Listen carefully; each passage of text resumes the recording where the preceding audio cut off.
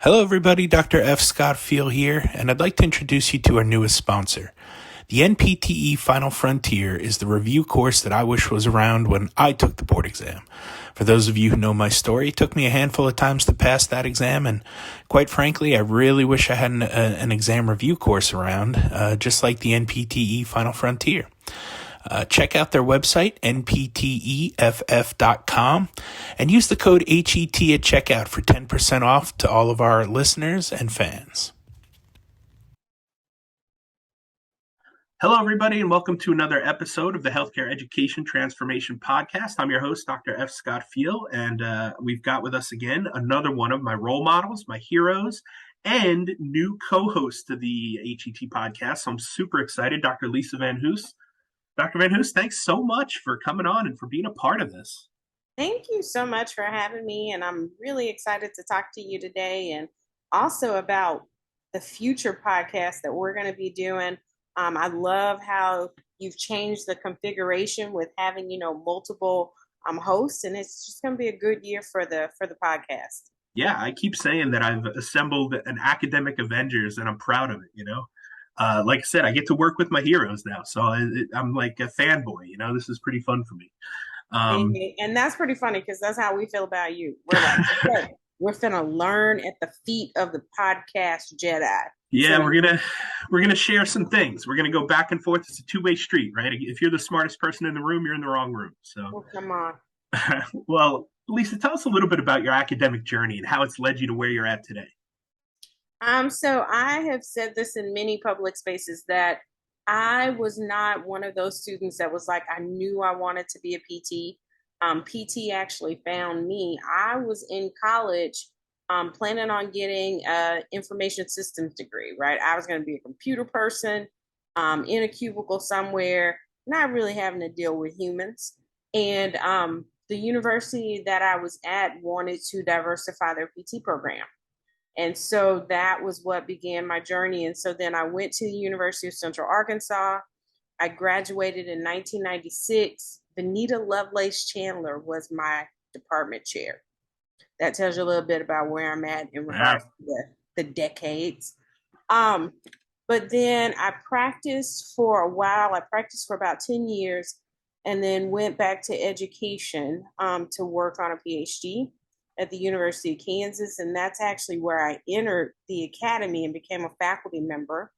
And so I was working on my PhD while I was being a full-time faculty member at KU. And then after that, I worked on a master's in public health, and I've done, a postdoc experience and a couple of fellowships in geriatrics and also cardiovascular genetic epidemiology. But I am of the belief that you have to be a lifelong learner, right? Even if it's not formal education, you just have to continue to learn, especially in healthcare, because the information is just turning over so quickly. You got to stay on top of it. Yeah, that couldn't be more true. And I think, realistically, we're finding now that even if it's not healthcare related, but you're learning other skill sets or other, you're borrowing I like to call it intellectual trespassing, right? From other fields, other professions. That stuff is just helpful for life in general, not just your job or your profession. It's just helpful for you as a person and growth. I so agree because in this digital age, each of us has our own ecosystem, right? So there are hundreds of people that are working behind the scenes just so you can have Scott's life or Lisa's life. And so the things that we learn in our workplace, although they may feel like they're very occupational centered or career centered, most of those things are going to translate over because that digital world is just overlapping more and more in what we do. And so that was one of the things that I learned early on was I was listening to a TED Talk, and this gentleman was talking about how it takes about 200 to 300 different disciplines to get someone through an episode of care. So even though that patient or that student may just see the educator or the therapist in front of them, behind the scenes, there's a whole plethora of people that are also working. And so there's just so much to learn. Yeah. The more you know, it's literally GI Joe, right? A real American hero. Now you Yeah. know, and knowing is half the battle. It's one of those things where, again, the reason I ended up with an EDD was because I am a lifelong learner and I'm curious and I'm always wanting to know. I didn't think I was going to teach. Truth be told, I was going to get that EDD and just wait till retirement. Nah, maybe I'll teach a class or two. It'll be nice to have that kind of thing. But you know, things kind of changed. COVID hit. We took a left turn at Albuquerque, and here I am at academia now. So worked out though. Seems to be working okay. Well, and we're Well, glad to have you because there's a significant faculty shortage. yeah, And I think for us as a profession, the thing we've got to think about is this 50-50 CAPTI rule. yeah. And it is actually, that may be our biggest barrier to being able to have qualified faculty members in our program.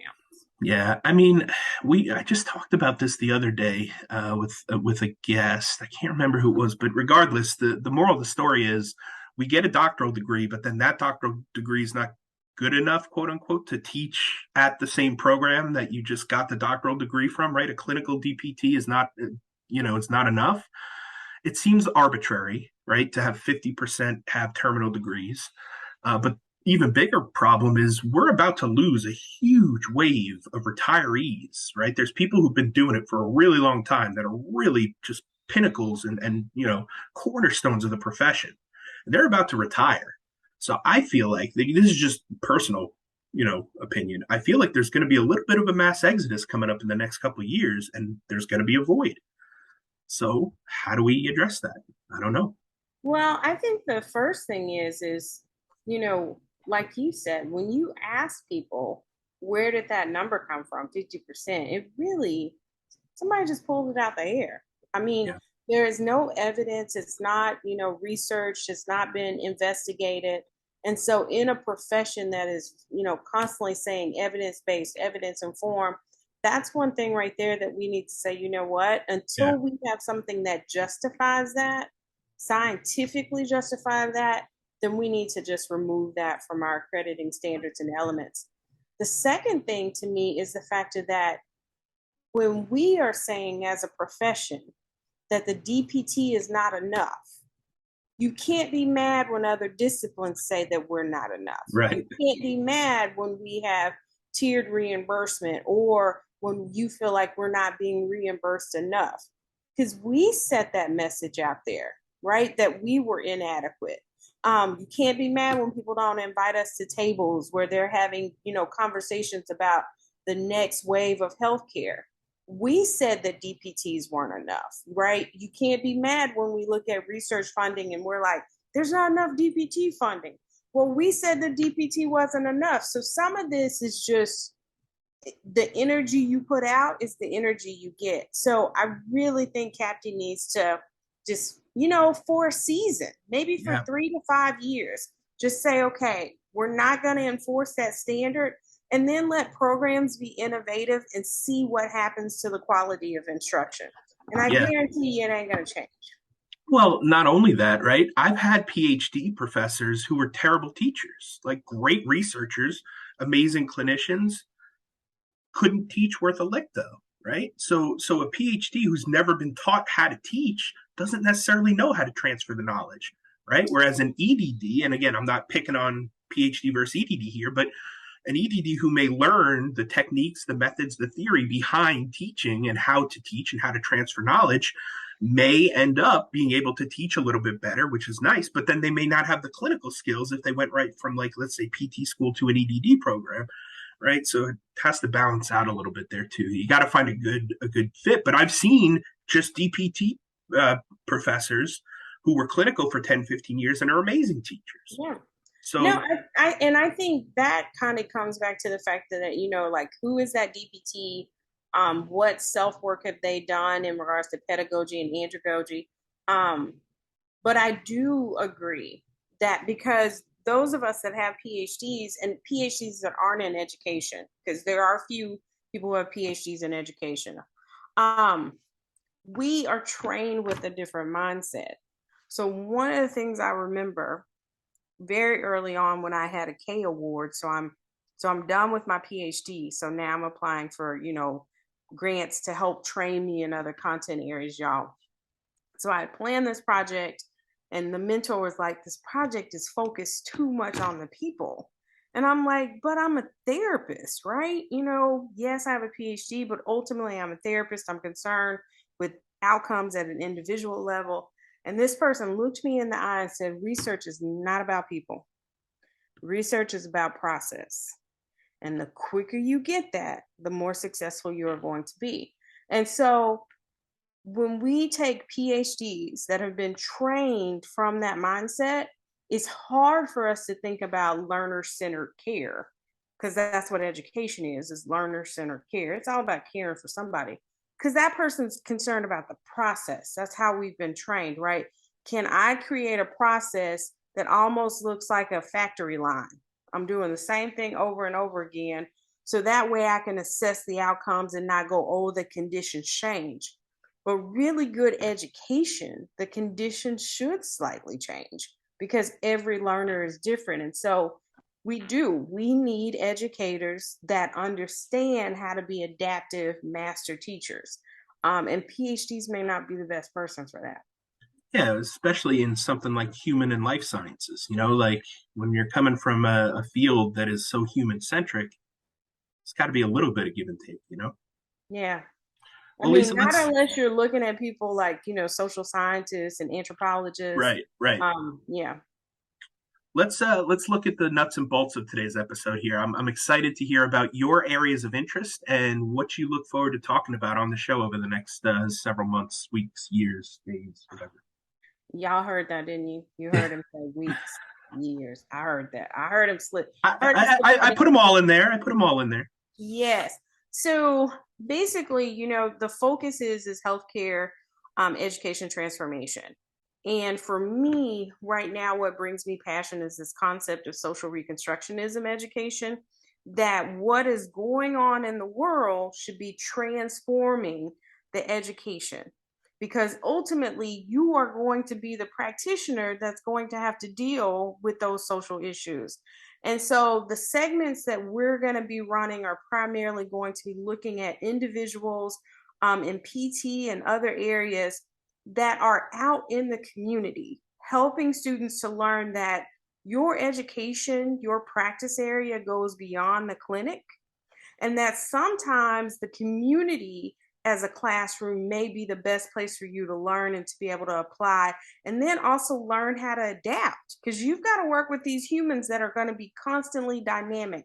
And so I'm really looking forward to we're going to call our segment the Ujima segment, right? So how are you out in the community collectively working and being responsible for the practitioners of tomorrow? Yeah, I love that. I obviously my dissertation was on service-based learning, so I love getting out in the community and teaching and educating because I feel like that's a much better fit, especially for physical therapy, right? Experiential learning to me is how I learned. That's why I felt it was such a good tool.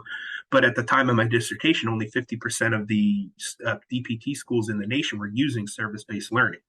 And so I kind of thought, well, why is that? Why aren't we all using it? Right. And so I don't know. I think it's a great tool. I think we need to do more of it. I think, the community is where a lot of our learning should happen. Maybe not for all types of majors and disciplines, but for physical therapy, it seems to be a really good fit. Healthcare in Yeah. general, any of those, it's probably a Yeah, good it, fit. it totally makes sense. And as we're starting to have, more conversations about value-based reimbursement, and also about, where shared decision making is becoming mandatory, it's no longer going to be optional. Um, we have to train a different practitioner who is comfortable working with the community, not so much lecturing the community, but comes into these relationships at a power neutral place. And so we're looking forward to talking with people that are actually doing things right now, and that they're willing to come on, tell their stories in a vulnerable way. So they're going to tell you what went well. They're going to tell you where they jacked up and messed up, because that's part of the human condition, so that we can all learn from each other. Because one of the things we often do in healthcare education is we just work in our silos, like, and it's not just even disciplinary. It's also like programmatic. Like, I'm just going, we're not going to share what we're doing over here at this university, and it's just wasting resources. Because the quicker we can learn from each other, the quicker we can attenuate some of these health disparities that we see. Yeah, I feel like a broken record. We've been saying this a lot the last several months, but a rising tide raises all ships, right? I You mean, like know, we should all be sharing this knowledge and wealth, and like that's why the podcast started, right? Was to break down silos, not just in amongst DPT programs, but amongst all of healthcare. Like what are the nurses learning? How are they learning it? Okay, can we grab some of that? Like, oh, that doesn't look good. And then dentists are doing this and that doesn't seem to be working. Let's stay away from that, you know? Like right. we're trying to find best practices here for all of healthcare and humanity, right? It's not just for physical therapy. So I think that that was one of the things that really started this podcast and really got things going is how can we break down those silos and luckily we've had some really great people thus far and plan to keep it going. So with the help of the new co-hosts and stuff, we're looking forward to more continued success. Oh, it's gonna be good. And y'all know I like a little mix it up, disruption, provocative. So we're gonna go in on some of these segments and ask some of the tough questions, but it's gonna be fun though. I love it. I love it. Well, Lisa, we ask all the guests this final question. You'll get used to asking this one as well. If you could change one aspect of higher education, whether it be DPT or otherwise, what aspect would you change? Why would you change it? And how would you change it? I'm gonna stay in my lane, and so I'm gonna talk about PT education. One thing that I would change is I think every program should have to take transfer students. And here's my rationale Hmm. because it is unrealistic for a student, for an applicant, to be able to understand the culture and climate of 300 something programs. But that is the burden that we have put upon these applicants. And then they get into a program, they recognize it's not a good academic, cultural fit for them, and there's no place for them to go.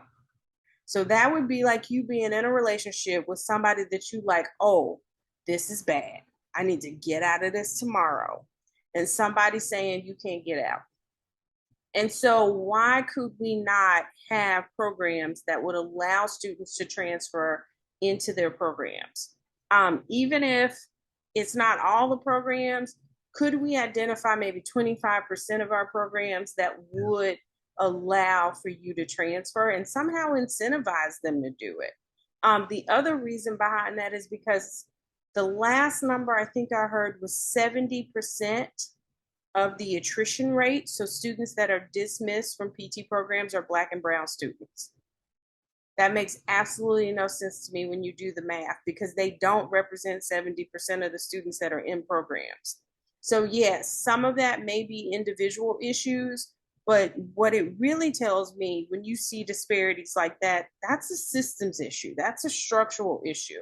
And so, those students, the just thing would be to allow them to find a program that can meet their needs and welcome them and be inclusive to them. So ideally, 25% of all programs would take transfer students.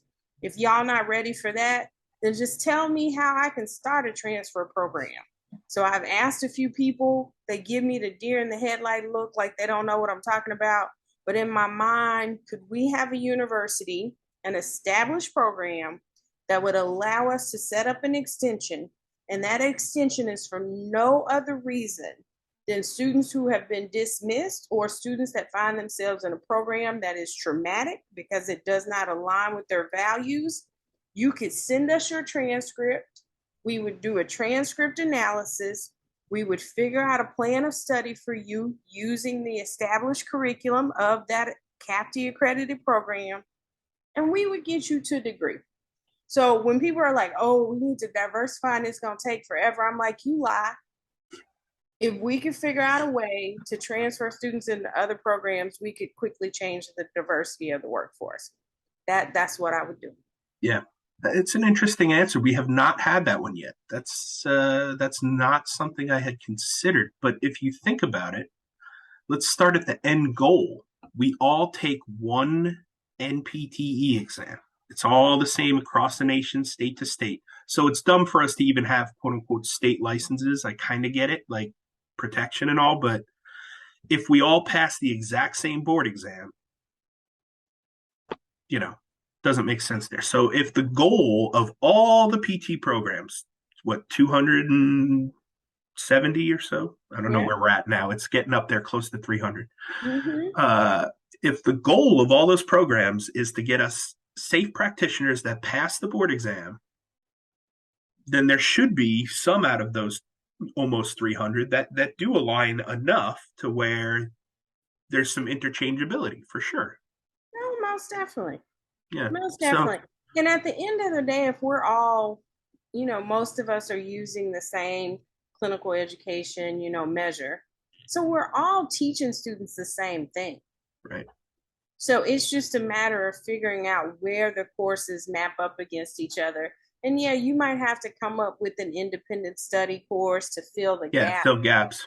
Yeah, but we're making this way more difficult than it has to be. Right. Um, Plus, even let's go back further. When they apply to get into PT school, there's now a generic application that gets you into most PT programs. Maybe not all. I'm not exactly sure on the statistics on that, but they fill out the what is it, the PT PT cast? class. Yeah. Hmm.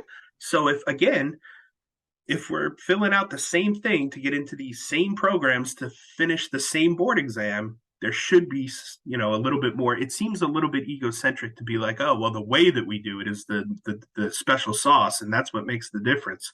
And so the way we do it's the best, and you can't come into this program because you didn't know our way. You did a different way. Like, seems a bit ridiculous. It seems a lot ridiculous. So, because we've got that foolishness on that side of it, and then if we're going to talk about PT CAS, there's no reason why we have programs that do not have a full cohort. When we have X amount of applicants coming through the pipeline, we have a group of them that never get accepted into a program. Why could we not every quarter? Because all of this is coded, right? Because for those of you who've worked in PT Cash, we go in there and we place labels on students, right? So we place a label that says that they've been accepted, that kind of thing. So then why could a student not opt in and say, look, I waive my right to privacy. And if after this quarter I've not been accepted into a PT program, put my name on a spreadsheet, send that spreadsheet out to programs, and that way they know that I'm interested in being recruited to their programs. Yeah. But there's no reason why some programs have, 5 seats Yeah. left, and we've got students trying to get in. Exactly. It would almost be like matching for med school. Mm-hmm. Like, hey, here's our pool. Do you match up? Great, come on board. Right. Yeah, Because this concept that, we have to recognize the fact of what they're paying 150 something dollars, 155 somewhere around there. Then they've got an additional fee, which is much lower for every additional school. yeah, But we're hearing students talk about, they're spending $1,000 to apply to multiple schools to try to increase their odds. yeah, My thing is let the system do what it does, right? So I'm not saying take money away from CAPT, but if a student has paid and they're still in the queue, let students try use the system to match students up, yeah, right? Or at least let programs know that hey, these students are out here. yeah. Absolutely. Well, Lisa, where can people reach out to you and follow up if they have more questions or just want to know what you're up to these days? Oh, so so first thing is if you want to reach out to me at my academic job, so I am a clinical professor at Baylor University, so Baylor DPT. So I participate in the Baylor hybrid program. Many people also know me from the Ujima Institute and the Ujima Center. So you can just go to www.theujima, that's UJIMA center.org, and you can find us there as well. And you can learn about what's going on at the community center here in Monroe, Louisiana. Awesome. We'll drop all those links in the show notes and look forward to hearing you on the episodes. Thank you so much. Have a good time, everybody.